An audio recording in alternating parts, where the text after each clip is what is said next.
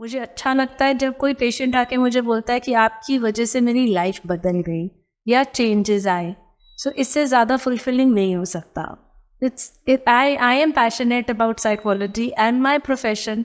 So I love people जो psychology ले रहे हैं, छोटे बच्चे आजकल पैशनेट है। एज एन इंडिविजुअल क्या साइंस रहते हैं कि मुझे लगे कि yes this is the right time कि मुझे थेरेपिस्ट के पास जाना चाहिए, साइकोलॉजिस्ट के पास जाना चाहिए, थेरेपी लेनी चाहिए? बहुत सारे हम साइंस जैसे बायो साइको सोशल साइंस देते हैं, बायोलॉजिकल साइंस होते हैं, कुछ रेड फ्लैग्स होते हैं जब हमें लगता है कि अब ये पेशेंट को साइकियाट्री से किसी प्रोफेशनल को दिखाना है, चाहे साइकोलॉजिस्ट को दिखाना है। पहले मैं समझाती हूँ साइकियाट्रिस्ट और साइकोलॉजिस्ट क्या अलग अलग कैसे होते हैं। जो साइकियाट्रिस्ट है वो MBBS डॉक्टर है, MD किया हुआ है साइकियाट्री में, और वो दवाई देते हैं, पेशेंट्स को दवाई देते हैं और हम लोग डायग्नोसिस करते हैं। हम साइकियाट्रिस्ट को बताते हैं कि ये एरिया में दिक्कत आ रही है, इतनी सिवेरिटी के साथ है, तो साइकियाट्रिस्ट उसको रिकन्फर्म करके उसकी डोजेज सेट होती है उस हिसाब से। जैसे अब थेरेपी चाहिए होती है आपको, स्मोकिंग के लिए थेरेपी चाहिए, तो एक स्मोकर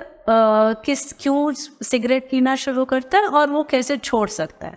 सो जैसे हम स्मोकिंग की बात करें तो हमारा ब्रेन ना आदत समझता है, वो ये नहीं समझता कि ये चीज़ लॉजिकली उसको पता है कि गलत है, स्मोकिंग से मेरी लंग्स खराब होंगी, कैंसर होगा। और वो जब सिगरेट की पैकेट उठाता है उस पर भी कैंसर की फ़ोटो है, पर उसको वो बात लॉजिकली तो पता है, पर फिर भी क्यों कर रहा है। आज के करंट सिनेरियो के हिसाब से एक क्वेश्चन पूछना चाहता हूँ आपसे। 2 ट्रेंडिंग टर्म्स हैं, सोशल मीडिया एडिक्शन और सोशल मीडिया डिटॉक्स। पहले हम सोशल मीडिया एडिक्शन की बात करते हैं। So basically all these websites, all these social media platforms and OTT platform of course, उनको भी मैं मिलाऊंगी, प्लस गेमिंग। हमारी साइकियाट्री में गेमिंग एडिक्शन एक डिसऑर्डर की तरह लिया जाता है। तो आपकी ब्रेन में डोपामिन रिलीज होता है जब आपको लाइक्स मिलते हैं। हमारा स्क्रीन टाइम हमारी ब्रेन को डैमेज कर रहा है, अटेंशन स्पैन हमारा कम हो रहा है, हम अटेंशन डेफिसिट हो रहे हैं, which is not a good idea, है ना। हमें और बच्चों को स्पेशली ग्रोइंग ब्रेन है, हमारा जो लॉजिकल ब्रेन है वो 22, 23, 24 साल तक बनता है, तो उस लॉजिकल ब्रेन को हम डेवलप ही नहीं होने दे रहे हैं, क्योंकि हमारे को इतने डोपामिन की आदत हो गया है, स्पेशली बच्चों को, और इतना एडिक्शन हो गया है। वो जो हिडन माइंड्स हैं उसमें आपने एक तरह से बुक में it was a sneak peek into the minds of teenagers and of course teen parenting as well. वो बुक लिखने का थॉट कहाँ से आया? ये मैसेज में पेरेंट्स को दूंगी, टीनेजर से आराम से बात करें, प्यार से बात करें, सुने उनकी बात, पूरी बात, टाइम दें उनको सुनने के लिए, और रिएक्शंस नहीं दें, क्योंकि आग से आग भी बुझ जाए।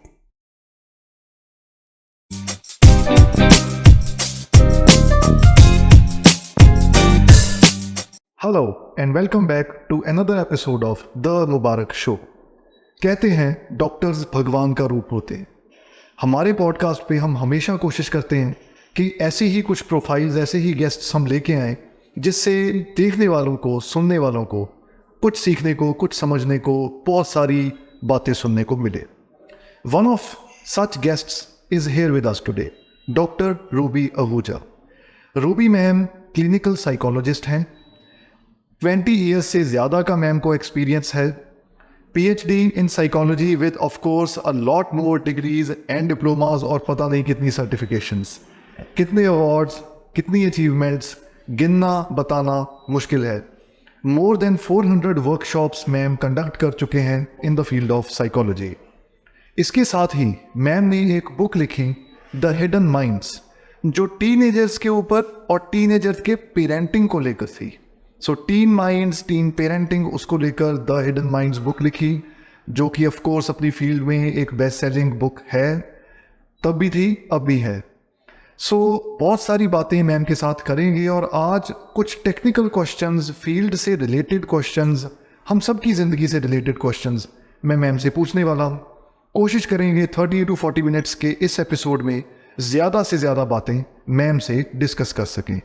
पहले वेलकम करते हैं, उसके बाद आज की बातचीत शुरू करते हैं। डॉक्टर रूबी, मुबारक हो for being on the Mubarak show. Thank you Mubarak ji for calling me on the Mubarak show. It is my immense pleasure to be here. आज अच्छा लग रहा है मैनू इत्थे आके, and talking to you is honour. And इतना अच्छा कर रहे हो, तो सी शो इतना अच्छा चल रहा है, so it is a pleasure to be here. Thank you so much ma'am. Ma'am, as a psychologist and of course आज की डिस्कशंस हम Hindi Punjabi English language is no bar at all, ठीक। बट आज की डिस्कशन हम टोटली आपकी field psychology से related रखने वाले। जनरली पॉडकास्ट पे हम बातें करते हैं यहाँ तक कि जर्नी, सक्सेस जर्नी, पहले कैसी लाइफ रही, आगे का क्या विजन है, बट आपका जो एक्सपीरियंस है it is completely in the field of psychology.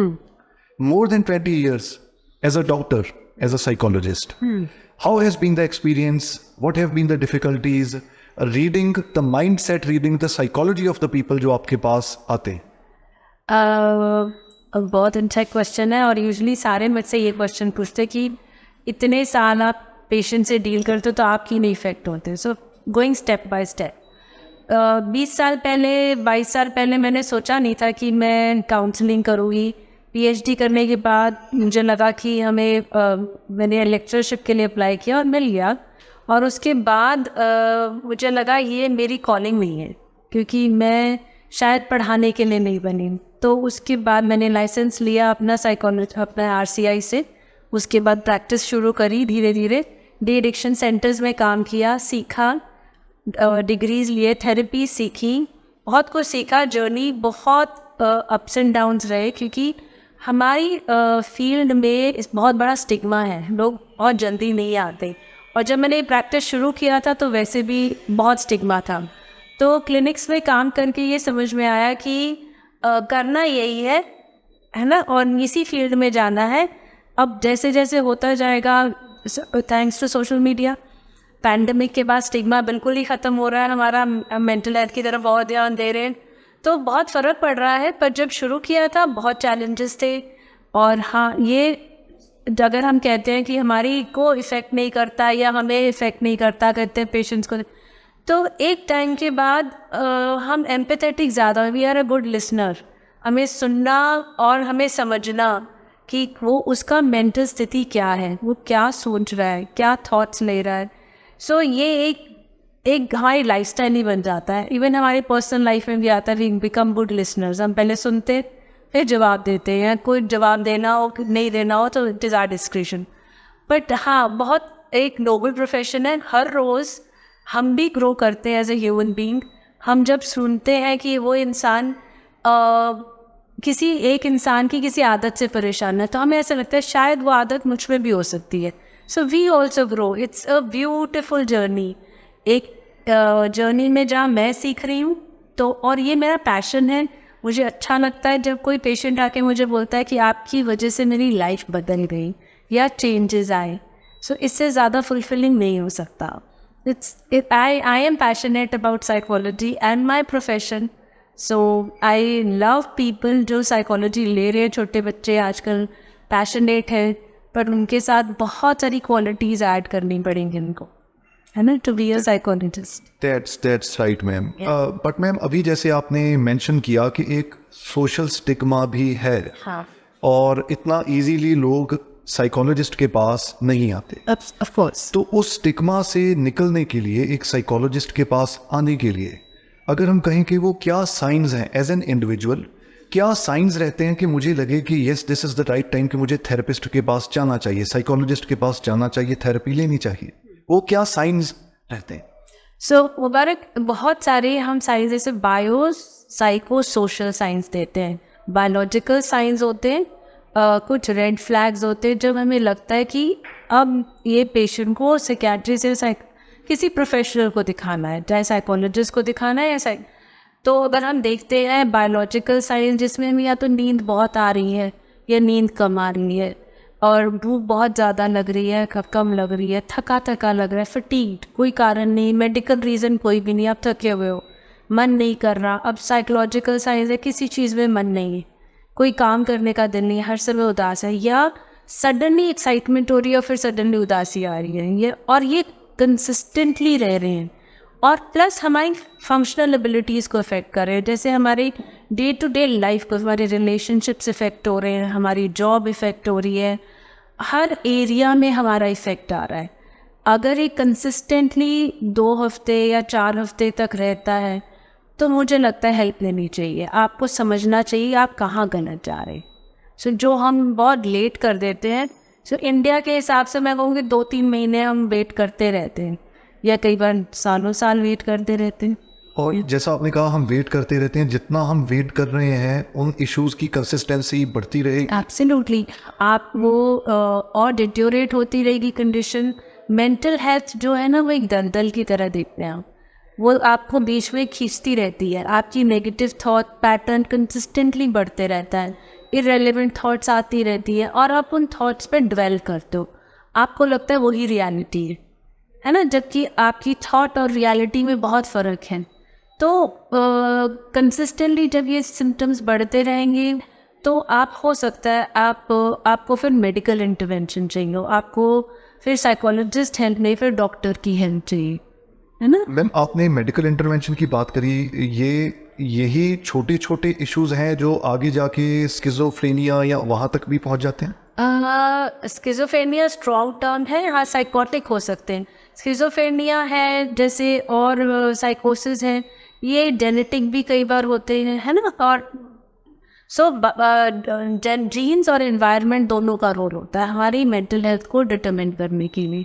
हो सकता है आपके जीन्स में स्किज़ोफ्रेनिया हो, बट अल्टीमेटली अगर एनवायरनमेंट सपोर्टिव हो तो हो सकता है सिम्टम्स ना भी आए, आपको नहीं भी लगे कि आपको ज़रूरत है दवाई की, है ना। बट यूजुअली ऐसे पेशेंट्स को हमें दवाई की ज़रूरत पड़ती है।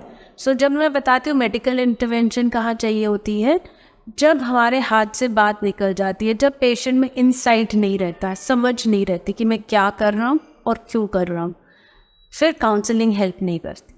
फिर आप कितनी कोशिश कर लें, चाहे वो एक एडिक्ट हो, चाहे वो ओसीडी हो या स्किज़ोफ्रेनिया हो या किसी भी तरह का साइकोटिक एपिसोड हो, प्रोलॉन्ग डिप्रेशन, प्रोलॉन्ग एंजाइटी, तो हमारे ब्रेन में ना केमिकल लोचा हो जाता है, तो हमारे केमिकल्स को सही करना पड़ता है। फिर आप कितनी भी काउंसलिंग कर लो, फॉर एग्जांपल अब थायराइड नहीं काम कर रहा हमारे बॉडी में, या इंसुलिन नहीं बन रहा, तो डायबिटिक पेशेंट शुगर ना भी खाए तो भी उसका डायबिटीज़ कंट्रोल नहीं है।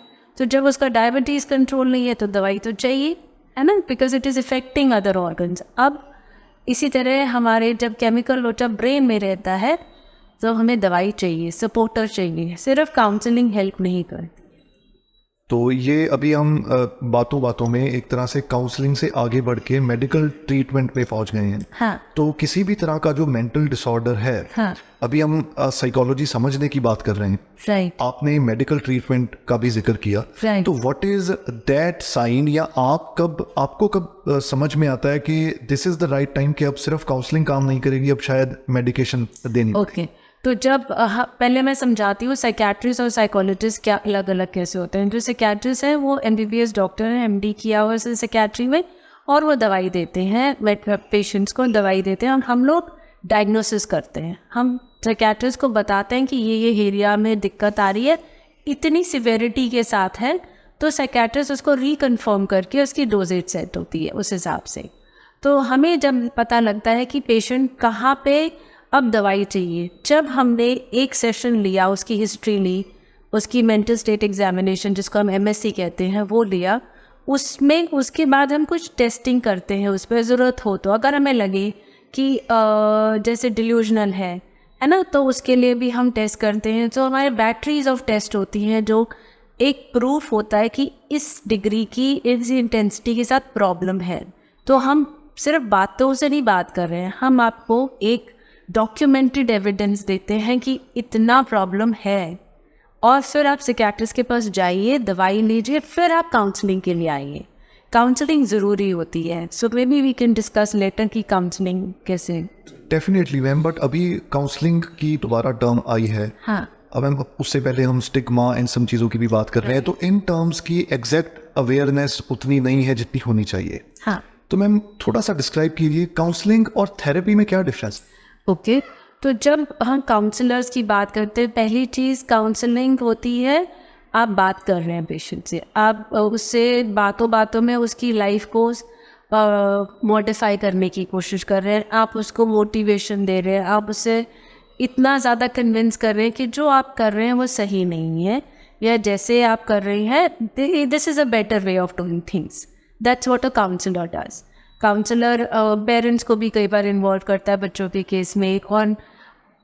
एक प्रीलिमिनरी जिसको कहते हैं ट्रीटमेंट होता है. थेरेपी एक एडवांस ट्रीटमेंट है.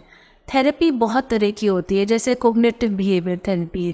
थेरेपी में क्या आता है कि हम आपकी जो थॉट है उस पे काम, बेसिक अंडरलाइन आपका बिहेवियर आपकी थॉट डिटरमिन करती है. आप ऑटो पायलट मोड पे होते हो almost most of the day कि सुबह उठे ये किया, अगर किसी ने कुछ कह दिया तो आपका रिस्पॉन्स ऑटोमेटिक आएगा क्योंकि आप ऑटो पायलट पे हो. हम उस रिस्पॉन्सेस को रिएक्शन से रिस्पॉन्सेस में कन्वर्ट करते हैं. या आप रिएक्ट मत करो. अगर गाड़ी जैसे आज बारिश हो रही है तो गुस्सा करने की ज़रूरत नहीं है ना. You can just respond to the situation कि आराम से चलते हैं, आराम से करते हैं. तो हम वो उनकी आदतों में लेके आ जाते हैं. जैसे अब थेरेपी चाहिए होती है आपको, स्मोकिंग के लिए थेरेपी चाहिए, तो एक स्मोकर क्यों सिगरेट पीना शुरू करता है और वो कैसे छोड़ सकता है. सो जैसे हम स्मोकिंग की बात करें तो हमारा ब्रेन ना आदत समझता है. वो ये नहीं समझता कि ये चीज़ लॉजिकली उसको पता है कि गलत है, स्मोकिंग से मेरी लंग्स ख़राब होंगी, कैंसर होगा. और वो जब सिगरेट की पैकेट उठाता है उस पर भी कैंसर की फ़ोटो है, पर उसको वो बात लॉजिकली तो पता है पर फिर भी क्यों कर रहा है, क्योंकि आदत है. सो जो हमारी आदतें हैं हम उस पर थेरेपी उस पर काम करती है. और थेरेपी काम करती है आप अपने वर्ड्स को, अपने एक्शंस को किस तरह, न्यूरो लिंग्विस्टिक प्रोग्रामिंग है जैसे, वो एक तरह की थेरेपी है. तो बहुत तरह की डायलेक्टिक बिहेवियर थेरेपी है. कुछ थेरेपीज़ आपके पास ट्रॉमास पे काम करती हैं. बचपन में कुछ ट्रॉमेटिक इंसिडेंट्स हो गया, उसकी वजह से आपको दिक्कत आ रही है डे टू डे लाइफ, तो थेरेपी और इश्यूज़ पे काम करेगी. काउंसलिंग सुपरफिशियल लेवल पे काम करेगी. तो ये फ़र्क है. मैम अभी हम इतनी डिटेल में थेरेपी, काउंसलिंग, सब चीज़ों की बात कर ही रहे हैं. आज तक अगर मैंने थेरेपी टर्म कुछ लोगों में सुनी है तो ज़्यादातर थेरेपी के लिए वो लोग जाना चूज़ करते हैं जिन्हें रिलेशनशिप इश्यूज आ रहे हो, जितना कि मैंने देखा सुना है. उससे बाहर हट के हम सिर्फ कपल रिलेशंस की बात अगर ना भी करें तो एज एन इंडिविजुअल, अगर जनरली लोगों के साथ भी हमारे रिलेशंस रहते हैं, not just with the couple, not just with our partner, तो क्या थेरेपी जनरली भी हमें रिलेशंस बनाने और मेंटेन करने में हेल्प करती है? बिल्कुल मुबारक जी. रिलेशनशिप्स फादर के साथ, मदर के साथ, ब्रदर्स के साथ, ऑफिस कोलीग्स के साथ, रिलेशनशिप हर तरह के होते हैं, है ना. खाली हमारे सिर्फ पार्टनर के साथ रिलेशनशिप है वो तो डेफिनेटली होते हैं, है ना. बच्चों के साथ रिलेशनशिप, एक फादर अगर एग्रेसिव है तो वो कैसे एग्रेसिव है. तो थेरेपी इन सब चीज़ों के लिए हेल्प करती है. आपको रीडिफाइन करती है, आपको री इन्वेंट करती है, आपको समझाती है कि this is what you need to modify in your behaviour, जिससे आपके फादर के साथ रिलेशनशिप अच्छा हो जाएगा. कई हमारे पास बुज़ुर्ग के पेरेंट्स के बच्चे भी आते हैं कि हमारे पेरेंट्स से हम बड़े परेशान हैं, हम बात ही नहीं कर पाते हैं, my father is so aggressive. Indian system में पेट्रियार्की इतनी है कि उनके फादर ने जो कह दिया उन्होंने माना, उनको लगता है हमारे बच्चे भी माने क्योंकि हम कह रहे हैं, है ना. बट वो बच्चों को कई बार समझ नहीं आता, तो बच्चे थेरेपी के लिए आते हैं कि आप हमें बताइए कि हमें क्या करना चाहिए उन फादर. सो सब तरीके से थेरेपी हेल्प करती है. सो इट्स ज़रूरी नहीं है कि आपको कोई मेंटल हेल्थ इलनेस हो तब आप थेरेपिस्ट के पास आओ. आपकी लाइफ में जब भी चेंज होगा, कोई भी चेंज, जैसे अब बच्चे एडोलेसेंट एज में जाते हैं तो there is a sudden change, physical body में चेंज है ना, और सडन प्रेशर है 11th-12th का, नहीं हैंडल हो रहा, then they also come for therapy. अब एकदम शादी हो गई है, अब लड़की को समझ नहीं आ रहा कि मैं लॉज में कैसे एडजस्टमेंट करूँ, I don't know what to do, there is a sudden change, तो आते हैं थेरेपी के लिए. रिटायरमेंट के बाद आते हैं कि अब रिटायरमेंट हो गया, इट्स अ न्यू फेज़, हमें ये चेंज ये नहीं समझ में आ रहा है ये कैसे करें. So whenever there is a change in your life, चाहे आप एक प्लेस से दूसरी प्लेस जाएँ, कई बच्चे जाते हैं जो कॉलेज फर्स्ट टाइम जा रहे हैं, सडन बम्बार्डमेंट हो गया एनवायरनमेंट से, ये तो देखा ही नहीं था. स्कूल तक तो स्ट्रक्चर था सारा, एक टाइम पे क्लास होती थी, शाम को एक्स्ट्रा करिकुलर ट्यूशन हो गई वापस. अब तो कुछ स्ट्रक्चर है ही नहीं क्लास में, पता ही नहीं क्या कौन सी क्लास में जाना है, कैसे करना है. सो एंग्जाइटी हो जाती है. तो कभी भी लाइफ में चेंज हो तो थोड़ी हेल्प ले लो तो ईजी हो जाता है, आपको एक डिफरेंट पर्सपेक्टिव दिख जाता है लाइफ का, है ना. बस उतनी सी बात है. मैम ये जो जितनी भी बातें आपने डिस्क्राइब करी हैं तो ये सारी बातें एक तरह से एक इंडिविजुअल की पर्सनल ग्रोथ में भी रिफ्लेक्ट करेंगी। ऑफ कोर्स पर्सनल ग्रोथ के लिए भी थेरेपी हेल्प करती है, that means? Of course help करती है मुबारक। देखिए आप जब भी आप एक चेंज को एम्ब्रेस करते हैं, जैसे मैंने बताया, और अपनी लाइफ को एम्ब्रेस करते हैं और फ्लेक्सिबल हो जाते हैं, थोड़ी सी रिजिड नहीं रहते हैं, है ना, तो आपकी पर्सनल ग्रोथ अपने आप ही होती है। आपकी गोल सेटिंग में हेल्प करते हैं कि आप अब 11th-12th के बच्चे हमारे पास एप्टीट्यूड टेस्ट के बाद करियर की चॉइसेस के लिए आते हैं कि अब ये करना है, क्या करना है, आप बताओ, गाइड करो। तो of course that is one growth. कई बार आपकी प्रमोशन नहीं हो रही है, आप स्टक हैं, आपको नहीं पता कैसे पर्सनल ग्रोथ प्रोफेशनल ग्रोथ करना है, सो आप तब थेरेपी में आते हैं। थेरेपी तो is a strong word, but yeah you do come to a therapist कि आप हमें बताएं कि क्यों नहीं हो रही है, is there something wrong in me, या मेरे को बाहर क्या चेंजेस लाने हैं अपनी लाइफ में। So every time when you think you are stuck, जब आपकी लाइफ ग्रो नहीं कर रही, सो मैं अपनी लाइफ को ऐसे ही देखती हूँ, जब मेरी लाइफ ग्रो नहीं कर रही है, मोनोटनी आ गई है, तो अब मैं देखती हूँ मुझे किस एरिया में चेंज लाना है ना, मुझे प्रोफेशनली और क्या करना है। आई थिंक सभी प्रोफेशनल्स ऐसे दिखते हैं कि स्टैगनेंसी आ गई है तो अब क्या करना है ना, बट बेटर हो जाता है अगर किसी आप प्रोफेशनल के पास चले जाओ, इजी हो जाता है। That's very right ma'am. Ma'am moving ahead, आज के करंट सिनेरियो के हिसाब से एक क्वेश्चन पूछना चाहता हूँ आपसे। 2 ट्रेंडिंग टर्म्स हैं, सोशल मीडिया एडिक्शन और सोशल मीडिया डिटॉक्स। अब सुनने को कई बार मैं भी किसी दोस्त से मिलता हूँ, पूछता हूँ कि भाई आजकल इंस्टाग्राम फेसबुक पे तेरी कोई अपडेट नहीं आ रही है, वो आगे से जवाब देते हैं कि यार मैं ना थोड़ा सोशल मीडिया डिटॉक्स कर रहा हूँ, 2 महीने के लिए मैंने इंस्टाग्राम डीएक्टिवेट कर रखा है। तो मैम सोशल मीडिया की addiction, social media detox, in terms के ऊपर आपके पास भी डेफिनेटली एज अ साइकोलॉजिस्ट बहुत लोगों से डील करते होंगे आप, तो ma'am what has been the experience and what is the importance या what is the need of this term social media detox? पहले हम सोशल मीडिया एडिक्शन की बात करते हैं। So basically all these websites, all these social media platforms and OTT platform to pose, उनको भी मैं मिलाऊंगी, प्लस गेमिंग। हमारी सिकेट्री में गेमिंग एडिक्शन एक डिसऑर्डर की तरह लिया जाता है। तो आपकी ब्रेन में डोपामिन रिलीज होता है जब आपको लाइक्स मिलते हैं, आपको सोशल मीडिया पे प्रेजेंस आपकी फील होती है, या लोगों को लगता है हम एक्नॉलेज हो रहे हैं, तो जो डोपामिन है उसकी फिर एक एडिक्शन हो जाती है, फिर आपको वही चाहिए। सिमिलरली आप जब रील्स देख रहे हैं तो आप 30-40 सेकेंड से ज़्यादा कोई रील नहीं देखते हैं, है ना, तो उसकी भी एडिक्शन है। फिर अटेंशन स्पैन आपका कम होने लगता है, क्योंकि एक आदत हो गई है, आप ब्रेन में आदत डाल रहे हैं कि कम से कम टाइम में मुझे मैक्सिमम चीज़ चाहिए। तो ऐसा रियल लाइफ में नहीं होता, पेशेंस चाहिए, सब चीज़ें टाइम से अनफोल्ड होंगी, तो आप में एक इम्पेशेंट हो जाते हैं। तो सोशल मीडिया, या मैं कहूँगी स्क्रीन टाइम, आपकी ब्रेन को बहुत इफेक्ट कर रहा है। मैम फॉर एग्जांपल जैसे अभी आपने कहा हमें चाहिए कि 2-3 सेकंड में सब हो जाए, हाँ, सब हो जाए, तो उसमें तो एक रील्स की स्क्रॉलिंग भी it's a part of it, कि 2 सेकंड में कुछ पसंद आ गया तो ठीक है, नहीं तो स्क्रॉल, तो बस, हाँ, मतलब 2 सेकंड अगर कोई बोल रहा है, इतनी पेशेंस भी नहीं है कि हम थोड़ा सा सुन के फिर अपनी जजमेंट दें, क्योंकि अब हमारे पास ऑप्शंस बहुत है, तो हमें फटाफट से कुछ ऐसा देना, इंटरेस्टिंग देना होता है। जो ये सोशल मीडिया इन्फ्लुएंसर है, with in 30 seconds they create a content which people like, and मैं वो 30 सेकंड में इसीलिए कर रहे हैं क्योंकि शायद अटेंशन स्पैन उससे ज़्यादा कर रहा है ही नहीं है।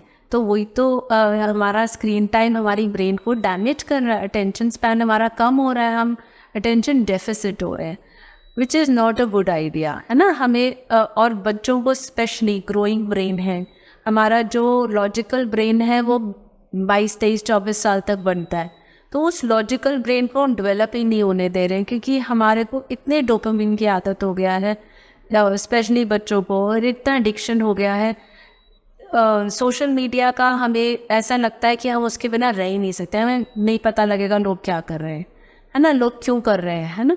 But otherwise the best part is, I will also add on to this, कि जैसे अब बच्चे गेमिंग एडिक्शन में हैं, तो छोटे से छोटा बच्चा गेमिंग कर रहा है ना।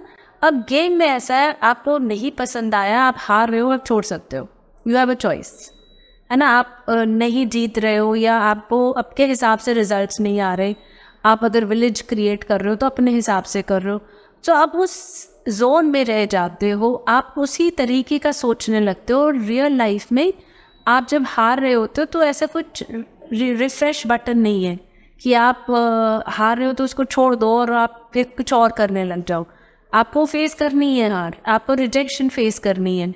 तो बच्चों को भी आदत नहीं हो रही है, सो ये बहुत डैमेज कर रहा है। और इसकी वजह से बुलिंग इतनी हो रही है, सोशल मीडिया बुलिंग, ट्रोलिंग इतनी होती है, जिसको अब हम अगर क्रिकेट की बात करें तो अभी ट्रोल हुए थे उसी स्टेडियम में, अब फिर से हम उसी स्टेडियम को ऑनर करें तो पीपल्स बिहेवियर ऑल्सो इराटिक हो रहे हैं।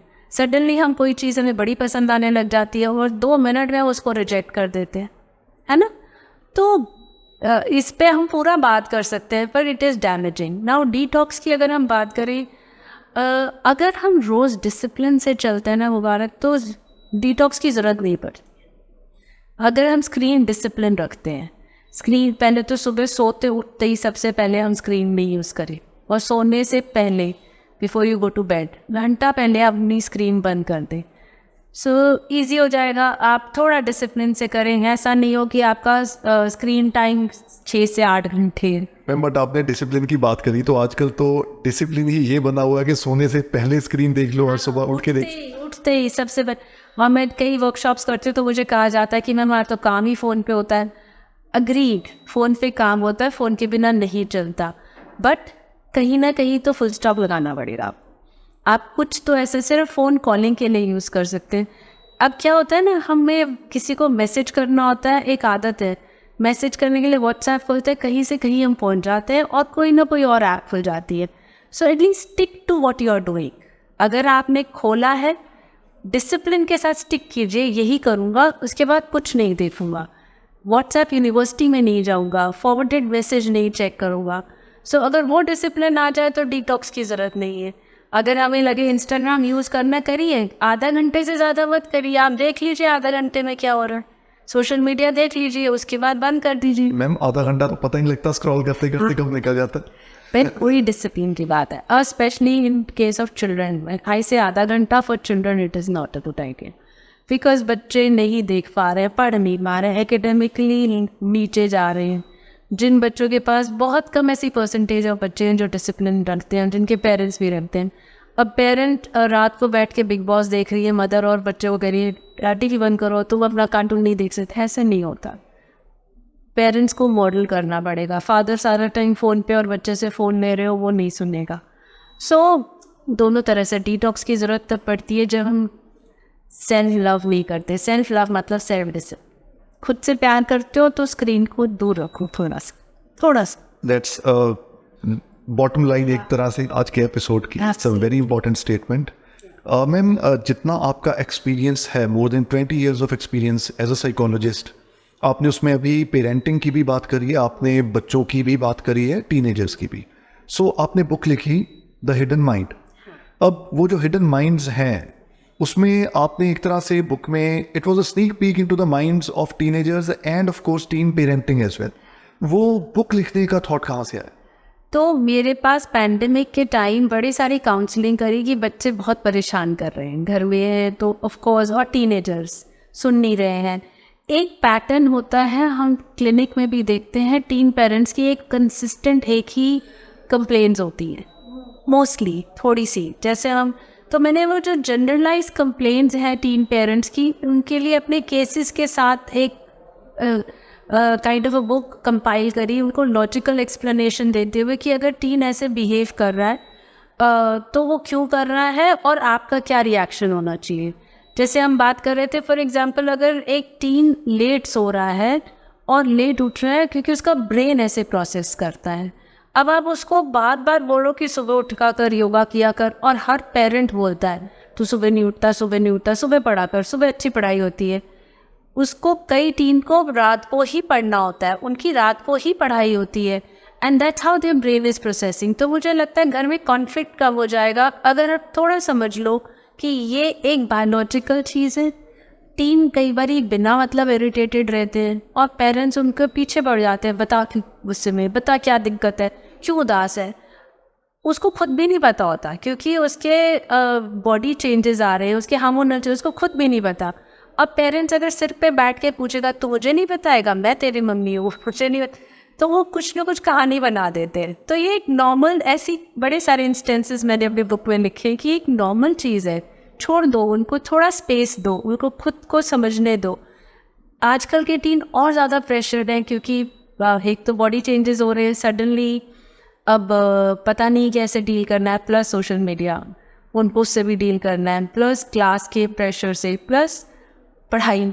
वो एक पीक टाइम होता है आपके करियर का, 10th 11th 12th, है ना। तो वो so I really pity our teens की बेचारों को बड़ा कुछ डील करना पड़ रहा है, और पेरेंट्स का प्रेशर, टीचर्स का pressure, and then moreover the pressure of ये जो आजकल लेटेस्ट न्यूज़ आती हैं, जो भी एग्ज़ाम देने के लिए जाते हैं वो पेपर लीक हो जाता है, राइट, और उसके लिए कितनी प्रेपरेशन कर रहे हैं, और उसके बाद जब पेपर लीक हो गया या ऐसी कोई प्रॉब्लम आ गई, कई बार इतने ज़्यादा लोग एक ही एग्ज़ाम देने जा रहे होते हैं कि वो पहुंच नहीं पाते हैं because of lack of public transport, absolutely, shortage of public transport, नहीं पहुंच पा रहे हैं, और वो लेट पहुंचे हैं, बच्चा बाहर खड़ा रो रहा है कि अब मैं पेपर नहीं देने जा सकता, मैं लेट हूँ, और लेट एंट्री अलाउड नहीं है।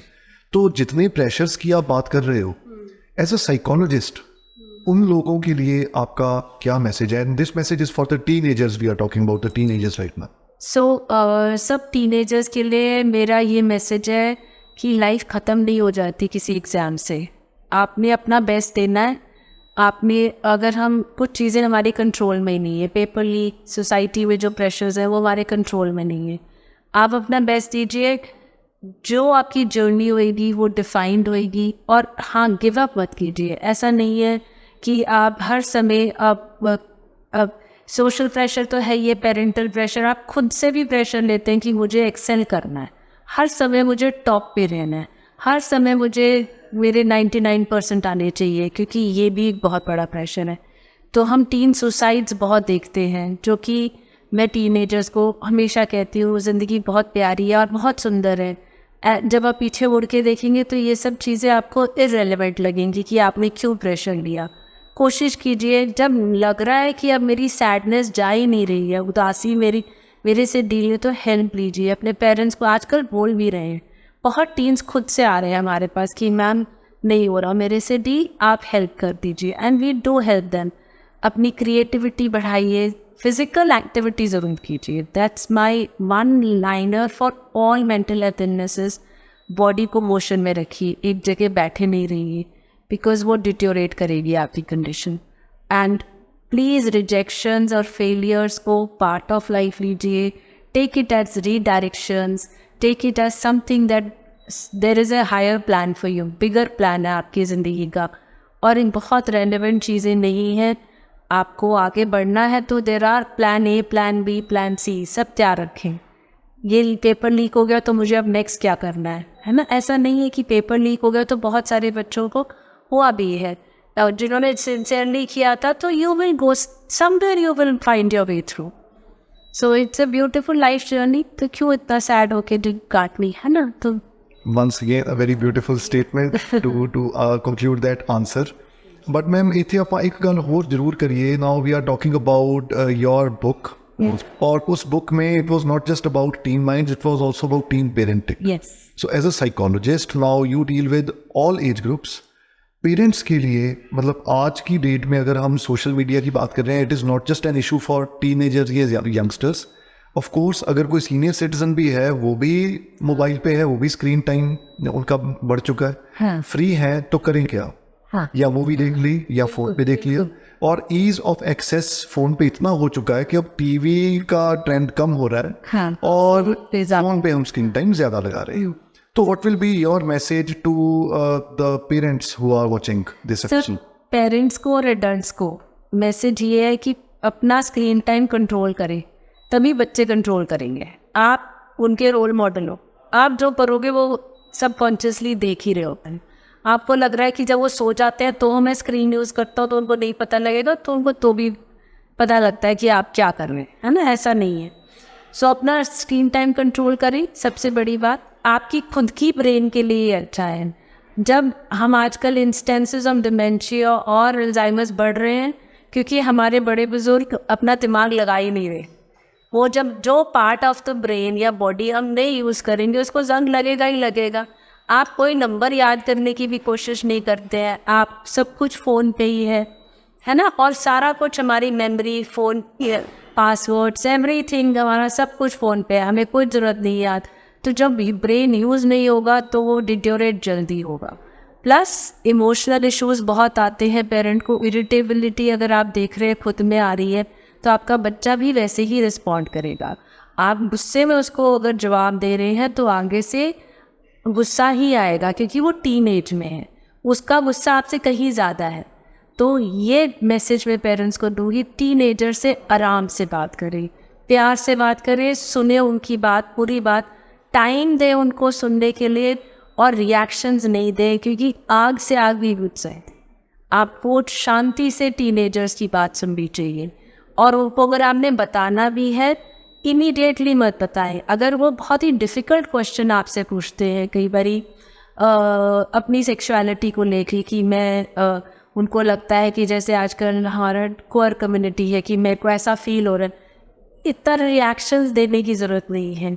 शांत रहें, सोचें उसको क्या जवाब देना, उसको बोलिए टीनेजर्स को कि मैं आपको सोच के बताता हूँ कि क्या जवाब है। जब हम रिएक्शंस देने लग जाते हैं तो टीन हमसे और दूर चले जाते, वो हमें चीज़ें बताते नहीं हैं। कई चीज़ें हम टीनेजर्स की पकड़ लेते हैं, जब हम पकड़ लेते हैं तो हम फिर रिस्पॉन्ड करते हैं, रिएक्शन देते हैं कि तूने ऐसे क्यों किया, ऐसा क्यों किया। ऐसा नहीं करें, just respond. They are also experimenting, उनकी एज ही ऐसी है, उन्होंने ज़िंदगी में बहुत कुछ एक्सपेरिमेंट करके सीखना है, कुछ फ्रेंड से सीखना है। आपने जगह सिखाना है तो प्यार से समझाएंगे। कम्युनिकेशन चैनल बहुत सुंदर होना चाहिए पेरेंट्स का और टीन्स का। आपका टीन कहीं नहीं जाएगा, वो गलती भी करेगा तो भी आपके पास आएगा, पर बात करने की तरीका सीख लीजिए। आपको हेल्प चाहिए, आप आ जाइए, कैसे बात करनी चाहिए।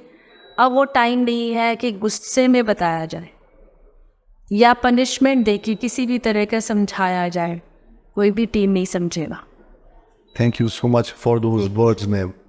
एंड ऑफ कोर्स मैंने पहले इंट्रोडक्शन के टाइम पे बताया था कि मैम की अचीवमेंट्स एंड सारा कुछ कितना ज़्यादा है। Achievements, of course awards, ma'am का एक्सपीरियंस, कुछ चीज़ें इंट्रोडक्शन में भी मैं बताना भूल गया था। करंटली जो इंडियन विमेंस नेटवर्क है IWN, Chandigarh chapter CIIWN, ma'am currently उसके चेयरवुमेन भी हैं। एंड हो सकता है मैं कुछ और भी भूल गया हूँ मैम की प्रोफाइल के बारे में बताने के लिए। नहीं, बहुत बिल्कुल बढ़िया, कुछ नहीं भूले हो। ये सब मुझे लगता है ये सारे जो आपके टैग्स हैं और लेबल्स हैं ये ट्रांजिएंट ही होते हैं। At the end of the day आपकी लाइफ बोलती है, आपका प्रोफेशन बोलता है। बट स्टिल मैम मतलब हमारी कोशिश होती है कि अपने एपिसोड में या अपने शो में ये सारी बातें ज़रूर बताएं, बिकॉज ये एक मोटिवेशनल मैसेज की तरह भी लोगों के लिए, लोगों के पास जाता है कि अगर आप आज इतने एक्सपीरियंस के बाद एक जगह पे हैं, तो जो यंगस्टर्स हैं वो भी देख रहे होंगे आपको रोल मॉडल मान के कि मैं भी इन फ्यूचर 20 साल बाद यहाँ पे जाऊँ। जो आपके साथ में है या आपसे सीनियर है, पेरेंट्स हैं, वो प्राउड फील कर रहे होंगे कि an Indian woman is doing so well. So it is important to share the details. Thank you. Thank you so much for taking out time, ma'am. Thank you, Mubarak. It is a pleasure. Be again, जैसे मैंने बताया, it's an honor and a pleasure to be on your show because the show is really doing well and I wanted to be on this show. Ma'am, thank you so much. And it is doing well just because आप जैसे well achieved लोगों की blessings हैं। And your hard work, तुम्हारा hard work है, तुम ऐसे लोगों को लेके आ रहे हो प्लेटफॉर्म पे। कोई भी अपने आप से नहीं आएगा। अगर आप देखो कितने YouTube चैनल वैसे भी तो चल ही रहे हैं ना, बट मुबारक कोई भी नहीं आता है, कहीं पे भी नहीं आता है, because you feel and you want to go there, it's your calling. Thank you so much for the appreciation. Thank you so much. Such words mean a lot. Thank you. Thank you so much, man. In order to conclude the show, I will just request all the viewers once again to subscribe the channel, stay connected. आपकी subscription, आपका हमारे साथ connect होना हमारा moral boost करता है, ताकि हम ऐसे ही मेहनत करते रहें और ऐसे ही अच्छा कंटेंट आपके सामने लाते रहें। इसी मैसेज के साथ एक बार फिर आप सबका हमारा शो देखने के लिए शुक्रिया, हमारे साथ जुड़े रहने के लिए शुक्रिया। अगले हफ्ते अगले एपिसोड में फिर मुलाकात होगी। टिल देन टेक केयर, सत श्री अकाल।